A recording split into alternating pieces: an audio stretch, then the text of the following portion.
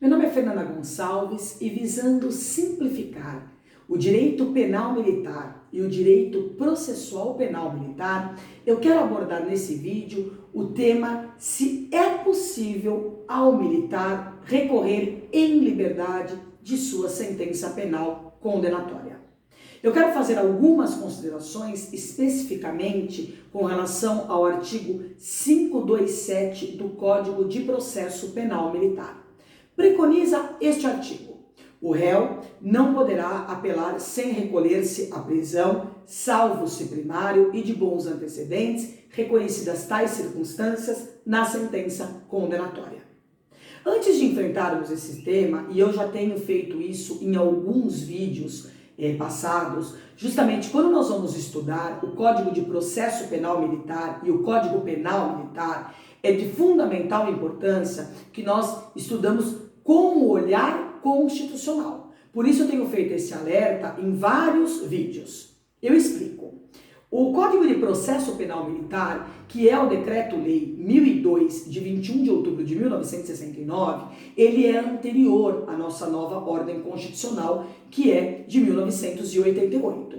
Por isso, nós não mencionamos aqui questões relativas à inconstitucionalidade das leis, mas sim ao fenômeno da recepção. Quando uma nova ordem jurídica ela é inaugurada através da promulgação de uma nova Constituição Federal, todo o ordenamento jurídico infraconstitucional anterior, ele se mantém rígido. O que vai se verificar é, essas normas anteriores, elas são compatíveis ou não com a nova ordem constitucional? Se elas forem compatíveis, elas serão recepcionadas. Se elas forem incompatíveis, elas não são recepcionadas e sua aplicabilidade estará afastada.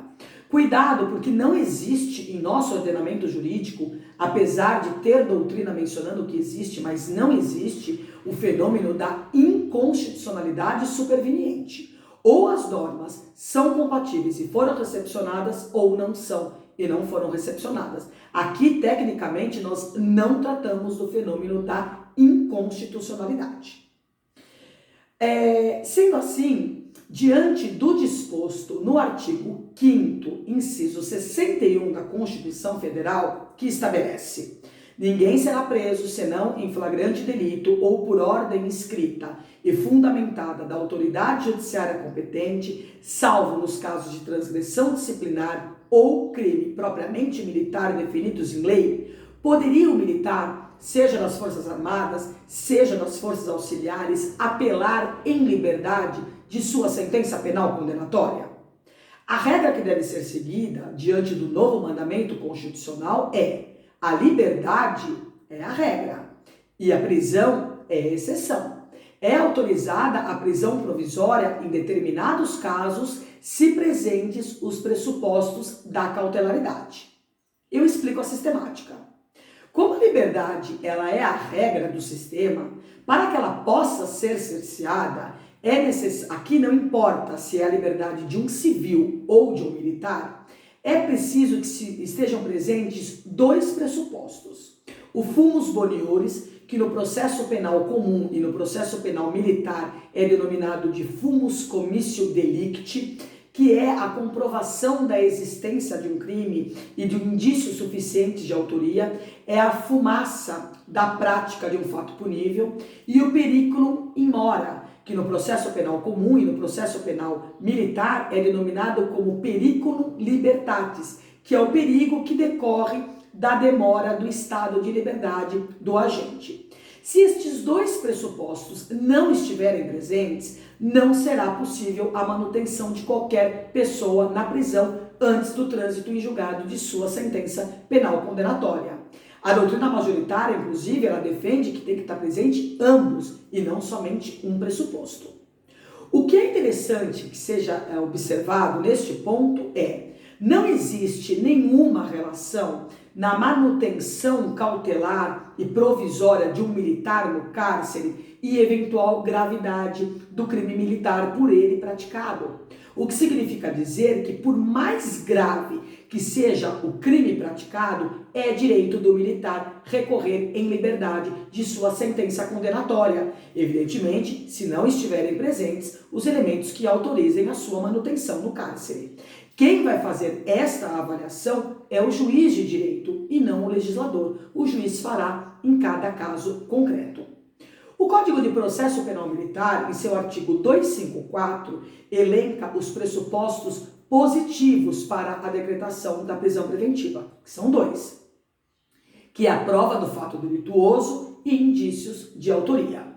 E no artigo 255, nós encontramos as hipóteses de decretação desta prisão, que são denominadas pela doutrina como fundamentação raiz. São elas: a garantia da ordem pública, a conveniência da instrução criminal, a periculosidade do indiciado ou acusado, a segurança da aplicação da lei penal militar e a exigência de manutenção das normas ou princípios de hierarquia e disciplina militares quando forem ameaçados ou atingidos com a liberdade do indiciado ou acusado.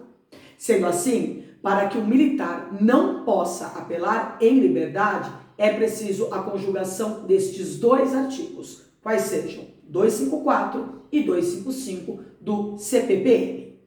E quem tem a competência para decretar esta prisão? Quem é a autoridade que pode manter o militar encarcerado durante o trâmite do seu recurso de apelação? Caberá ao juiz de direito que preside o Conselho Permanente de Justiça, destinado ao julgamento nas praças, ou o Conselho Especial de Justiça, destinado ao julgamento dos oficiais. Esse requerimento pode ser através do Ministério Público ou essa decisão pode ser de ofício.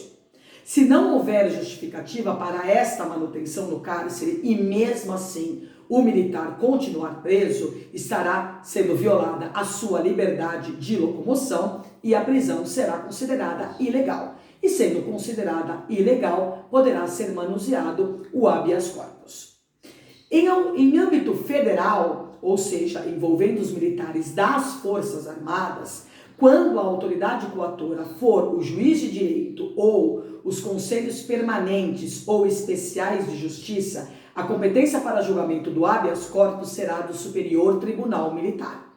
Em âmbito estadual, envolvendo os militares das forças auxiliares, policiais militares e bombeiros militares, a competência para o julgamento será dos tribunais de justiça militar nos 3 estados da federação em que existem, que são São Paulo, Rio Grande do Sul e Minas Gerais, ou dos tribunais de justiça locais, nos estados em que não existem a implementação do tribunal castrense. Sendo assim, o réu, mesmo que ele esteja foragido, ele tem o direito de ter conhecida a sua apelação. Ela não será declarada deserta em face do princípio constitucional da presunção de inocência. Inclusive, o Superior Tribunal de Justiça, o STJ, editou a súmula 347, cujo teor segue: o conhecimento do recurso de apelação do réu independe de sua prisão. Portanto, simplificando o tema, como de costume, podemos afirmar que o artigo 527 do Código de Processo Penal Militar não foi recepcionado pela Constituição Federal de 1988, sendo que o militar pode recorrer em liberdade, desde que não estejam presentes os requisitos autorizadores de sua prisão preventiva. Não existe mais em nosso ordenamento jurídico a figura do encarceramento automático ou infundado.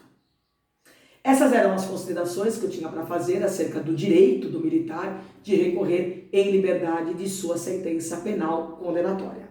Convido a todos a me seguirem no meu canal no YouTube, Simplificando o Direito Militar, e desejo a todos bons estudos.